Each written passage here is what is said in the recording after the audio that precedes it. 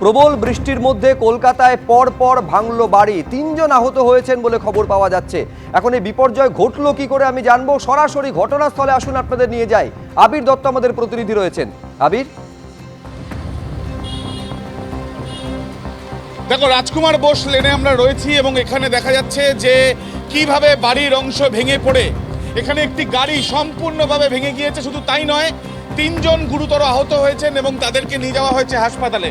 আমরা ইতিমধ্যে মুচিপাড়া থানার অন্তর্গত যে জায়গায় রয়েছি, শহরে তিনটে বাড়ির বিভিন্ন অংশ ভেঙে পড়েছে। আজকে আমরা দেখলাম নারকেলডাঙ্গা থেকে আরম্ভ করে দেখা গেল যে যানবাজারে এবং এবার মুচিপাড়ায় বলতে বলতেই দমকলের টিম তারা এসে পৌঁছেছেন এবং আমরা দেখছি যে তারা এখানে এসে যে রাস্তা সম্পূর্ণ অবরুদ্ধ, তার কারণ এখানে একটি বাড়ি, যে বাড়ি ভেঙে পড়েছে সেই বাড়িতে কিছু মেরামতির কাজ চলছিল, কিন্তু তারপরেই এইভাবে ভেঙে পড়াতে তিনজন যারা কর্মীরা তারা এখানে গুরুতর আহত হয়েছেন।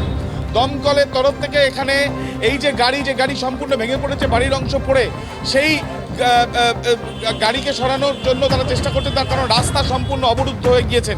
এখানে অনেকে রয়েছেন, তাদের সাথে একবার আমরা কথা বলবো। দাদা, এটা কটা নাগাদ ঘটেছে, কি দেখলেন, কতটা মানে আতঙ্কের পরিস্থিতি তৈরি হয়ে গেছে?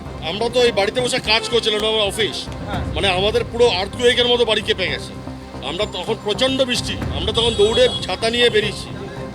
আমি এই বাড়িতে আমার অফিসে না, এখনো পর্যন্ত কোনো খবর নেই।